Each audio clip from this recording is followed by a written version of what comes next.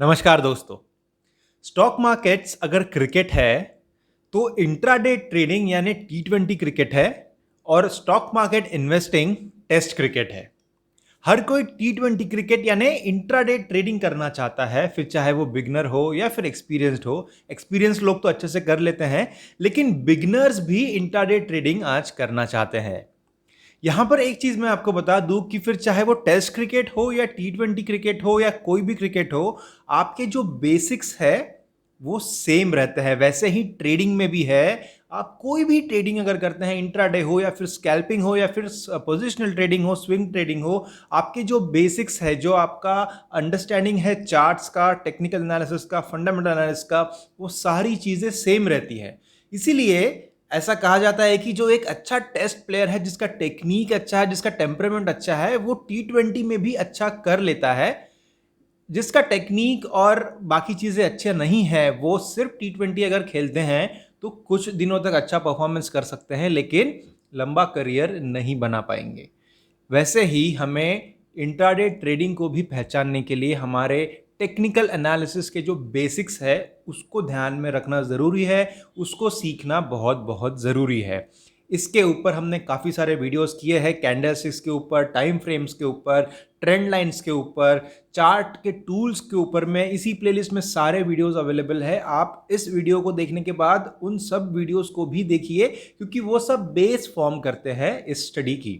और इस वीडियो में हम एक इंट्राडे स्ट्रेटेजी की बात करेंगे, जहां पर काफ़ी अच्छे रिजल्ट्स आ रहे हैं और आप हर दिन एक हैंडसम रकम कमा सकते हैं एज अ ट्रेडिंग प्रॉफिट।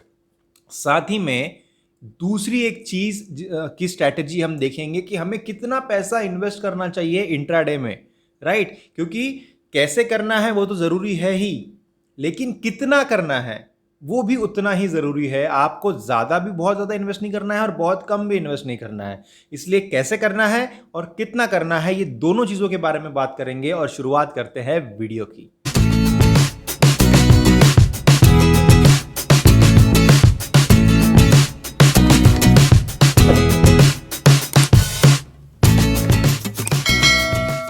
सबसे पहले आपको क्या करना है कि दिन की शुरुआत जब होगी 9:15 को, उसके बाद 9:30 तक जो एक 15 मिनट का कैंडल बनेगा, उसका टॉप और उसका बॉटम ट्रेंड लाइंस की हेल्प से इस तरीके से मार्क कर देना है। ये एक कैंडल है, फिर चाहे वो बेरिश कैंडल हो यानी ग्रीन कैंडल हो या फिर रेड कैंडल हो, जो भी कैंडल हो, आपको उसका टॉप और बॉटम मार्क कर देना है। अब कैंडल में कुछ शेडोज भी रहते हैं इस प्रकार के, राइट? तो आपको इसको इग्नोर करना है। आपको यहाँ पर नहीं, सिर्फ कैंडल का जो बॉडी है वहाँ पर दो ट्रेंड लाइंस निकाल लेनी है, ठीक है? अब एग्जांपल लेते हैं कि मान लीजिए स्टॉक जो है वो ऊपर जा रहा है, तो अगर ऊपर जा रहा है तो हो सकता है इस प्रकार से दूसरी कैंडल बने, तो आपको इसको इग्नोर करना है। क्यों इग्नोर करना है? क्योंकि ट्रेंड लाइन के बीच से ये कैंडल जो है वो जा रही है, राइट? अगर दूसरी कैंडल बनती है मान लीजिए इस प्रकार से भी, तो भी आपको उसको इग्नोर करना है। लेकिन एक अगर ऐसी कैंडल आपको दिखे जहां पर उसका ओपनिंग भी और क्लोजिंग दोनों अगर इस ट्रेंड लाइन के ऊपर है, राइट, अगर ऊपर है, तो फिर वहां पर आपको लॉन्ग पोजीशन लेनी है। लॉन्ग पोजीशन यानी क्या? आपको पहले बाय करना है, जैसे हम यूजुअली करते हैं, बाय करना है और उसके बाद में जब टारगेट अचीव हो जाएगा तब सेल करना है, राइट? ये हो गया लॉन्ग पोजीशन। अब अगर इसी ट्रेंड लाइंस के नीचे अगर कैंडलस्टिक्स जाने लगे और मान लीजिए पहली कैंडल तो आपको अगर अगर इंटरसेक्ट होती है ट्रेंड लाइन से तो छोड़ देनी है। अगर मान लीजिए ये कैंडल बनती नहीं है डायरेक्टली, अगर इस प्रकार से कैंडल बनेगी तो फिर आपको उस कैंडल को कंसिडर करना है। और अगर नीचे की तरफ कैंडल ओपन होती है तो और क्लोज होती है, तो फिर आपको उसको शॉर्ट करने के लिए इसके क्लोजिंग पे सबसे पहले सेल करना है और उसके बाद में जब टारगेट अचीव होगा तब बाय करना है। यानी इसको शॉर्टिंग कहते हैं, जिसमें हम पहले सेल करते हैं और फिर बाय करते हैं, राइट? और ये हमारा लॉन्ग पोजीशन हो जाता है। तो इस तरीके से यहाँ पर देखिए 15 मिनट का टाइम फ्रेम है। जिस जो क्लोजिंग रहेगा प्रीवियस कैंडल का, वही ओपनिंग रहेगा अगली कैंडल्स का। हम जैसे एग्जांपल के तौर पर यहाँ पर मैं जस्ट क्योंकि फ्री हैंड से ड्राइंग बना रहा हूँ, तो आप उतना यानी उस चीज़ को समझ लीजिए और उस हिसाब से आप अंडरस्टैंड कर सकते हैं इस पर्टिकुलर एस्पेक्ट को। तो ये हो गई एक बात, राइट? अब स्टॉप लॉस कहाँ पर रखना है? ये जो ट्रेंड लाइन है यहाँ पर स्टॉप लॉस रखेंगे, अगर थोड़ा नीचे रखेंगे उससे, अगर यहाँ पर प्राइस नीचे आता है और हमारे विल के अगेंस्ट और स्टडी के अगेंस्ट अगर प्राइस जाए तो ये आपका स्टॉप लॉस रहेगा। स्टॉप लॉस रखना तो बहुत ज़रूरी है। इंट्राडे ट्रेडिंग है, रिस्की ट्रेड रहते हैं सारे के सारे, वहाँ पर स्टॉप लॉस रखना बहुत ज़रूरी है। वैसे ही अगर आप यहाँ सेल करते हैं और प्राइस ऊपर की तरफ जाता है तो ये जो ट्रेंड लाइन रहेगा यहाँ पर आप आपका स्टॉप लॉस रखिए, राइट। तो ये हो गई हमारी एक स्ट्रैटेजी नंबर 1। अब यहीं पर एक स्ट्रैटेजी नंबर 2 भी जाती है। देखिए, ये जो मूवमेंट्स है इस प्रकार की या इस प्रकार की, ये कब पॉसिबल होगी? जब मार्केट में बहुत ज़्यादा एक तो नेगेटिव बायस रहेगा या फिर पॉजिटिव बायस रहेगा, मतलब वन वे डायरेक्शन अगर रहेगा, राइट। वन वे अगर रहेगा प्राइस, एक तो बहुत तेजी से ऊपर जाए या फिर तेजी से नीचे जाए, उस समय ही आपको इस प्रकार की मूव्स मिलेगी, राइट। लेकिन जब मार्केट मान लीजिए अगर रेंज बाउंड है या फिर साइडवेज है, जैसे पिछले कुछ दिनों से भी हम देख रहे हैं रेंज बाउंड, ज़्यादा मूवमेंट्स नहीं होती है, बस कुछ निफ्टी भी जो है कुछ आधे परसेंट से या फिर आधे परसेंट से कम से भी ऊपर नीचे चलता रहता है, उन दिनों को साइडवेज मूवमेंट या रेंज बाउंड कहते हैं।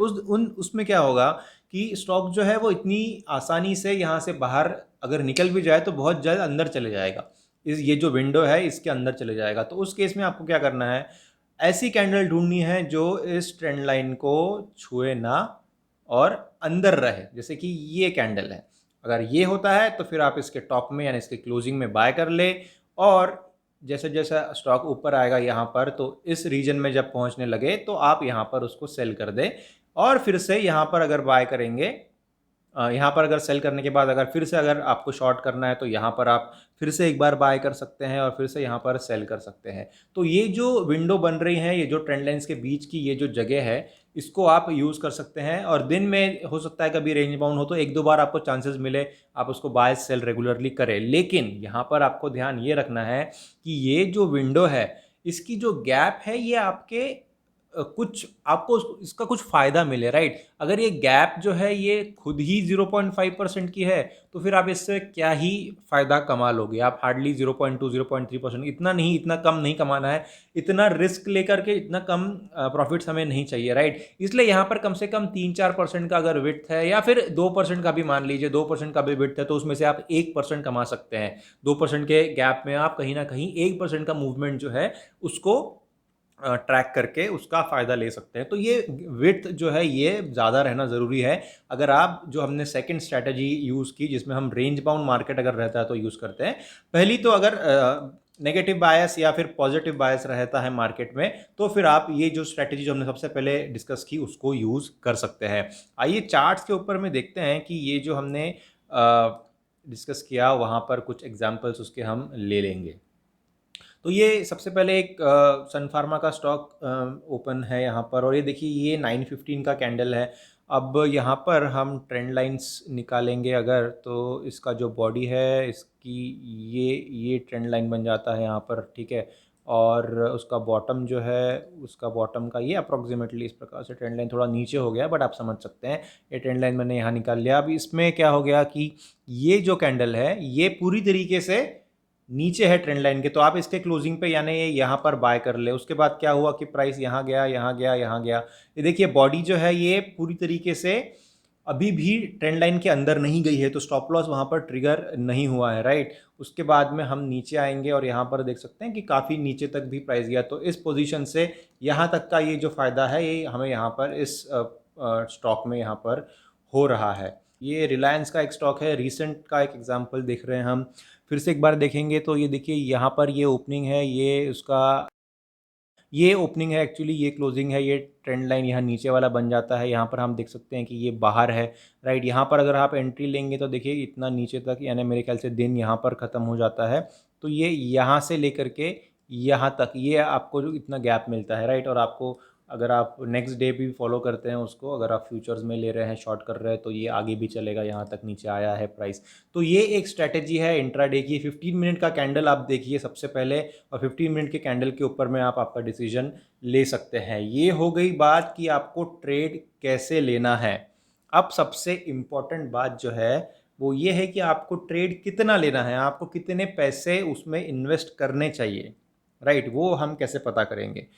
तो सबसे पहले हमें पता करना है कि हमारे पास ट्रेडिंग कैपिटल कितना है।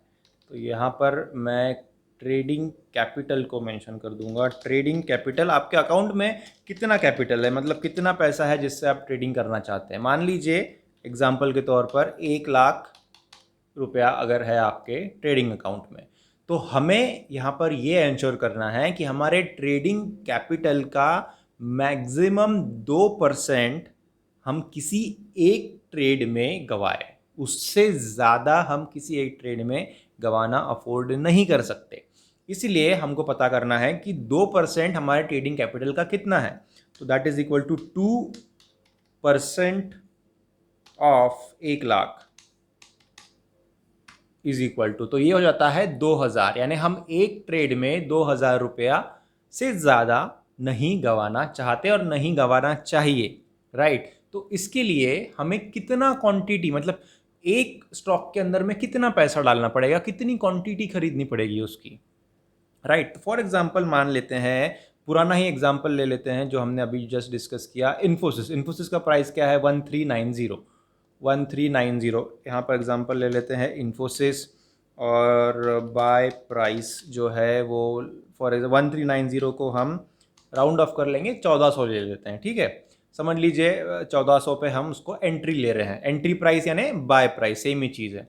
और उसके बाद में हम को पता रहना चाहिए कि हमारा स्टॉप लॉस कहाँ पर है, ठीक है। अगर हम मान लीजिए स्टॉप लॉस लगाते हैं, टेक्निकल एनालिसिस परफॉर्म करते हैं, रिस्क रिवॉर्ड रेशियो सब देखते हैं, और स्टॉप लॉस हमने समझ लिया कि 1300 के ऊपर में हमको लगाना है, राइट। तो 1300 के ऊपर में हमने हमारा स्टॉप लॉस रख दिया।